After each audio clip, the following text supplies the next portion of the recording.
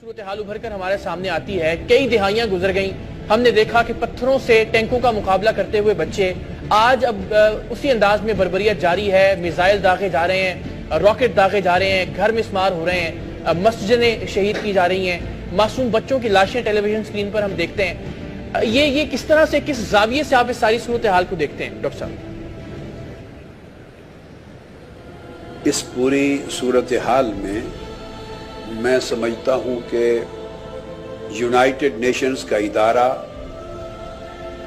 بہت بڑا مجرم ہے.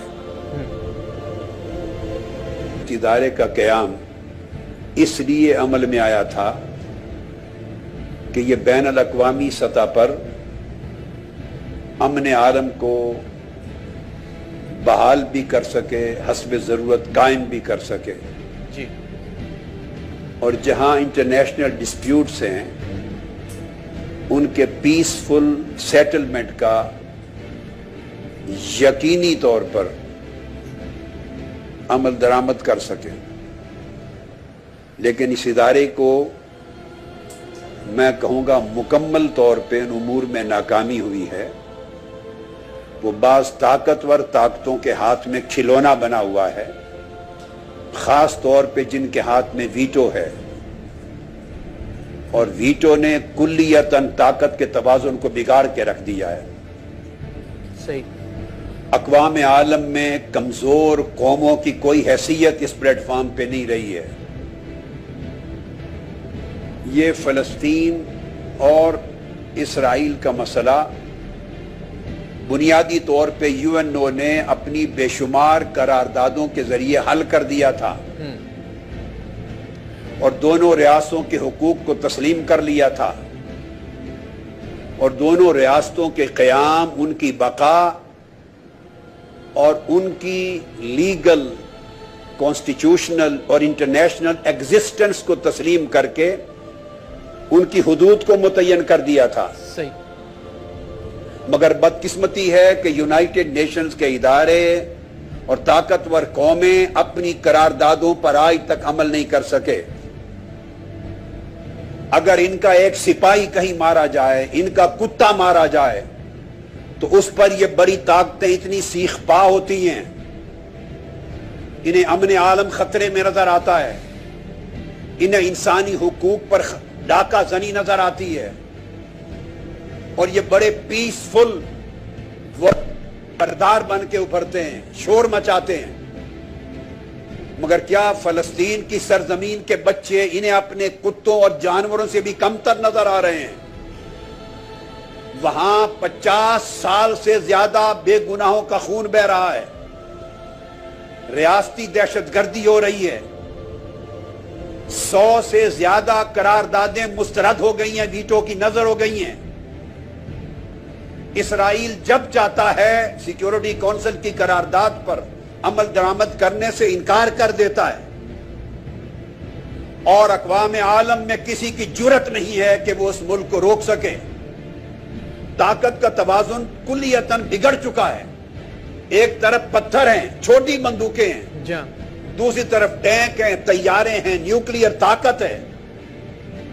اور حالیہ حملہ جو غزہ پر ہوا ہے اس میں 160 کے قریب ہلاکتیں ہو چکی ہیں, خود اسرائیل اور فلسطینی دونوں ذرائع کے مطابق.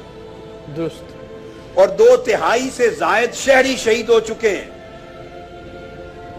یعنی قومی املاک کا نقصان ہو چکا ہے, مگر اس حملے کے روکنے کی کوئی صورت پیدا نہیں ہو رہی. یونائٹڈ نیشن یا اس کا کوئی ایک ادارہ محض قرارداد پیش کر کے خاموش ہو جاتا ہے, اور مجرمانہ خاموشی, اس پر کوئی پرواہ نہیں کرتا کہ اس پر عمل درآمد کرانا بھی ان کی ذمہ داری ہے یا نہیں. صحیح. وقت کم ہے. آئرلینڈ سے لے کر کمبوڈیا اور دنیا کے بے شمار ممالک ہیں جہاں انہوں نے امن بحال کرنے کی افواج بھیجی. 90s میں بھیجی, سن 2003-2004 میں بھیجی, جنہوں نے اپنی عالمی طاقت کے ساتھ امن بحال کیا اور جنگ کی آگ کو بجھایا. کیا یہ عالمی طاقتیں اسرائیل اور فلسطین کے بارڈر پر پیس میکنگ فورسز کا تعینات نہیں کر سکتی؟ کیا اقوام عالم کا فریضہ نہیں ہے کہ وہاں بین الاقوامی طور پہ امن قائم کرنے کے لیے مداخلت کی جائے اور بارڈر پر عالمی افواج کو متعین کیا جائے جو امن کو بہر صورت قائم کریں؟ صحیح۔ اور جس سمت سے خواہ وہ اسرائیل ہے یا فلسطین یا غزہ، میں انسانی بنیادوں پر، عالمی امن کی بنیادوں پر غیر جانبدارانہ بات کرتے ہوئے کہہ رہا ہوں، جس سمت سے امن کی خلاف ورزی ہو اس کے خلاف کارروائی کی جائے۔ صحیح۔ یہ یو این او صرف ڈائیلاگ کا کلب بن کے رہ گیا ہے، گپ شپ کا کلب، اس کی کوئی حیثیت نہیں رہی ہے۔ اقوام عالم کو، چھوٹی قوموں کو آواز بلند کرنا ہوگا۔ یہ سراسر ایکسپلوئٹیشن ہو رہی ہے، ظلم ہو رہا ہے۔ کب تک نہتھے فلسطینی بچے؟ اگر کسی نے ایک آدھ نے زیادتی بھی کر دی تو کم سے کم جوابی کارروائی اور اس ہونے والی زیادتی میں توازن کا، گریویٹی کا اور اس توازن کا جائزہ تو لیا جائے۔ اتنی بڑی ریاستی دہشت گردی کا جواز کیا ہے؟ اتنی بڑی کولیکٹیو یوز آف فورس کا جواز کیا ہے ایک چھوٹی سی خلاف ورزی کے مقابلے میں؟ کم سے کم یعنی جزا اور سزا کے درمیان بھی ایک اصول ہوتا ہے۔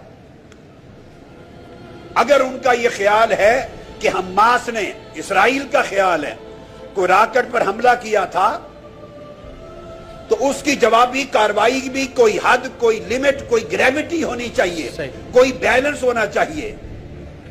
افسوس یہ ہے کہ کوئی ادارہ نہیں رہا، نہ یورپ کی سرزمین پر، یورپ بھی چیختا ہے انسانی حقوق کے لیے، یورپی پارلیمنٹ پر ہیومن رائٹس کی بات ہوتی ہے، یونائٹڈ نیشن میں ہیومن رائٹس کی بات ہوتی ہے، مگر جب اسرائیل اور فلسطین کا میٹر آتا ہے تو ہیومن رائٹس کی بات کرنے والے اور امن عالم کی بات کرنے والے کیوں نیند سو جاتے ہیں غفلت کی؟